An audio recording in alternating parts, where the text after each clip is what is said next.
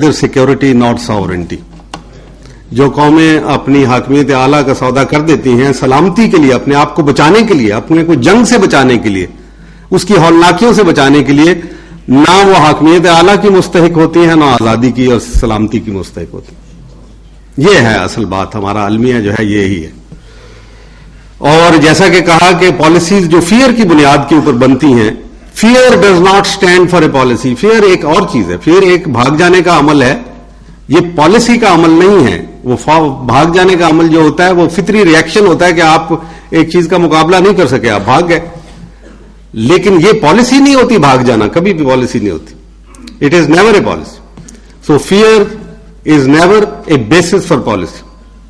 लेकिन ये माहौल है हमारा इस वक्त। लेकिन जब हम माहौल की बात करते हैं तो ये बड़ा दिगरगू नजर आता है, बज़ाहिर बड़ा खराब है। लेकिन मैं तो और अंदाज में सोचता हूं, और यकीनन आप में भी ऐसे लोग होंगे, डॉक्टर साहब भी यकीनन इसी अंदाज में सोचते हैं। वो ये कि ये तो होना था। जो आज ये मार्का बपा है हक व बातिल का, ये तो इसके लिए आसार पहले ही बन रहे थे, ये तो आ रहा था मैदान में, ये तो एक ना एक दिन होना था। और हम खुशकिस्मत हैं, आप, मैं, डॉक्टर साहब जो यहां बैठे हुए हैं, जो आज जिंदा हैं, ये देख रहे हैं कि जब ये मार्का बपा हो रहा है तो हमारी नजरों के, हमारी जिंदगियों में, हमारे सांस लेते हुए ये हो रहा है। इतना बड़ा मार्का, ये बड़ा तारीखी मार्का है और दिलचस्प मार्का है ये। These are very interesting times. जैसे वो रॉबर्ट स्कॉट अपनी उसके टेल ऑफ टू सिटी में कहता है, those were the best of times and those were the worst of times. वो सबसे अच्छा जमाना था और सबसे बुरा जमाना। ये बुरा जमाना बज़ाहिर जो नजर आता है यही सबसे अच्छा जमाना है, क्योंकि हर क्राइसिस एक अपॉर्चुनिटी होता है आपको अपने जौहर दिखाने का। Every crisis is also an opportunity कि आप अपना जौहर कैसे एक कौम के तौर पे दिखाते हैं। और हम तो एक मामूली कौम नहीं है, हम तो तू इस्लाम तेरा देश है, तू मुस्तफी है। हम तो बहुत बड़ा, बड़ी वसी, जो भी इस ख्याल से जुड़ा हुआ है वो उस कौम का हिस्सा है, उसका एक मेंबर है। तो ये जो मार्का हक व बातिल बपा है और ताबूत की सारी कुव्वतें जमा हो गई हैं और बहुत ताकतवर नजर आती हैं। अभी तो मौका आया आपको अपने जौहर दिखाने का, अभी तो आपने खड़ा होना है। और अभी तो इस बैलेंस ऑफ पावर को आपने बताना है कि जो तुम्हारा पैमाना है बैलेंस ऑफ पावर का, हम उसको तस्लीम ही नहीं करते। और इसके बारे में तवाज़ुन, ताकत का तवाज़ुन क्या है? ताकत का तवाज़ुन आज फलस्तीनियों से पूछो क्या ताकत का तवाज़ुन है। अभी मुशाहिद साहब ने कहा है कि 1 to 2.5 रेशो हो गई है, लेकिन इजराइली इस तरीके से नहीं सोचते कि दुनिया के अंदर यहूदी सिर्फ पैदा हुआ करते हैं। वहां का यहूदी होना बड़ा लाजिम है और उनकी आबादी फिक्स हो चुकी है। उनकी टोटल आबादी 15 मिलियन है, 1.5 करोड़, मुसलमान 1.5 अरब है। तो कितना हुआ? हर यहूदी के लिए दुनिया के अंदर 100 मुसलमान है।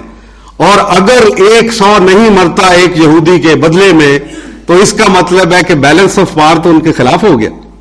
और अगर ये रेशो 1 to 2.5 पहुंच गई है तो इसका मतलब है कि वो ये जंग हार रहे हैं। और कोई वजह नहीं कि वो हिजबुल्लाह के सामने घुटने टेक गए। उसकी हैसियत क्या थी हिजबुल्लाह की? 1997 में मैंने इसके ऊपर आर्टिकल लिखा हुआ था कि देखो तो सही कितना बड़ा मौजूदा रूनुमा हुआ है कि वो साउथ ऑफ लेबनान हिजबुल्लाह के प्रेशर के नीचे डाल के छोड़ गए। इतना प्रेशर हिजबुल्लाह ने डाला, और वो थोड़ी सी एक तंजीम है, थोड़े से लोग हैं, कोई इतनी बड़ी बात नहीं है।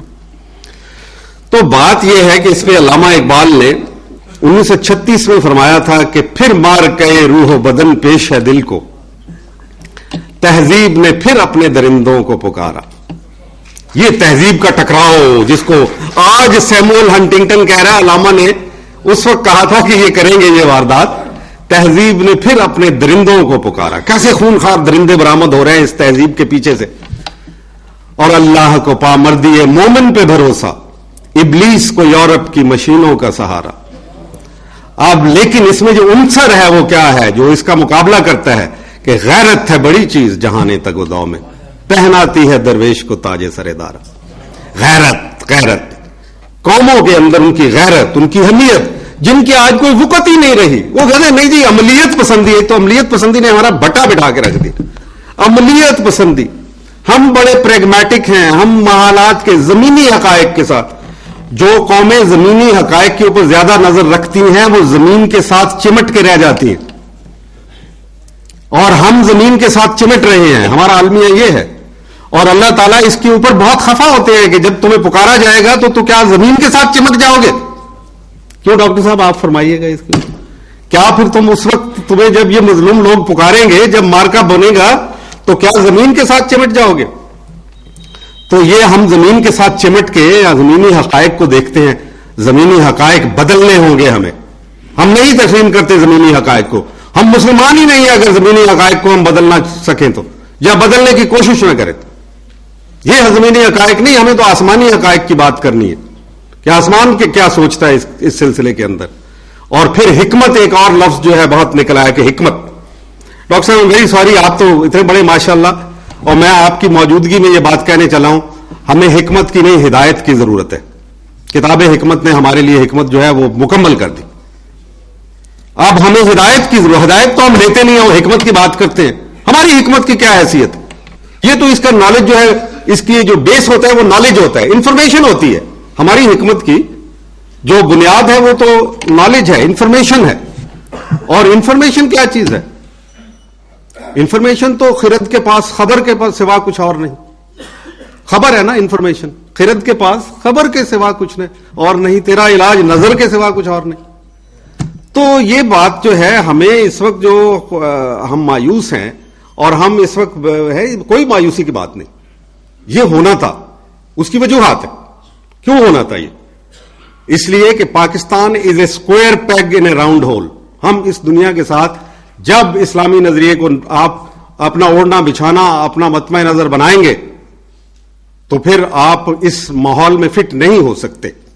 پاکستان بیک وقت نظریاتی، نیوکلیائی، جہادی نہیں ہو سکتا اگر وہ اس نیو ورلڈ آرڈر کے راؤنڈ ہول میں فٹ ہو جائے. Pakistan is a square peg in a round hole. یہ چوکور کھونٹا ہے، یہ نیو ورلڈ آرڈر کے راؤنڈ ہول میں فٹ نہیں ہوگا. کوشش کی جا رہی ہے، باہر سے بھی پریشر ہے، اندرونی پریشر بھی ہے بہت زیادہ.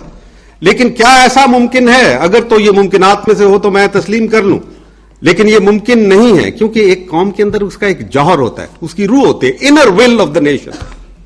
یہ جو ایکسپریس ول ہے نا، جو ہماری اسمبلیوں میں نظر آتی ہے، یہ جو ایکسپریسڈ ول ہے، وہ مختلف ماحول کے تقاضوں کے مطابق اس کے دباؤ تلے وہ بنتی ہے، وہ مارز وجود میں آتی ہے. لیکن جو انر ول ہوتی ہے، جو deep will of the nation, وہ اس کو قبول نہیں کر رہی اور نہ قبول کرے گی. آپ نے اس کو بدلنے کی کوشش کی تو آپ ٹوٹ جائیں گے. لہذا یہ نہ کام کریں. وہ جنگ جو آپ نے باہر لڑنی ہے وہ اپنے گلی کوچا اور بازار کے اندر لڑیں گے. نہ لڑیں یہ جنگ، کیونکہ سب سے ہولناک جنگ وہ ہے جو کہ آپ اپنے اندر لڑتے. یہ جنگ ہمیں نہیں لڑنی. ہمیں اگر لڑنی پڑی، چوائس ہوئی ہماری، تو ہم باہر کی جنگ لڑیں گے. اور اول تو اس کا کوئی امکان بھی نہیں ہے، کیونکہ یہ جنگ جو ہم لڑ رہے ہیں یہ سرد جنگ ہے. ہم حالت جنگ میں ہیں اس وقت. اس وقت جب ہم یہاں کھڑے ہوئے ہیں، یہاں بیٹھے ہوئے ہیں، ہم حالت جنگ میں ہیں. But this is a cold war. Cold war کے ساتھ جو ہتھیار ہوتے ہیں لڑنے کے، وہ اور ہتھیار ہوا کرتے ہیں. جیسے روس نے جنگ لڑی، سرد جنگ لڑی، اتنی بڑی طاقت تھی لیکن وہ ہار گیا. ہتھیار کبھی استعمال کرنے کی نوبت نہ آئی. نیوکلیر ان کے پاس اس وقت تقریباً 21,000 نیوکلیر وارہیڈز تھے. آج بھی 7,500 ہیں ان کے پاس، لیکن اس کے باوجود وہ ختم ہو گئے. کیونکہ سرد جنگ کے ہتھیار اور ہوتے ہیں.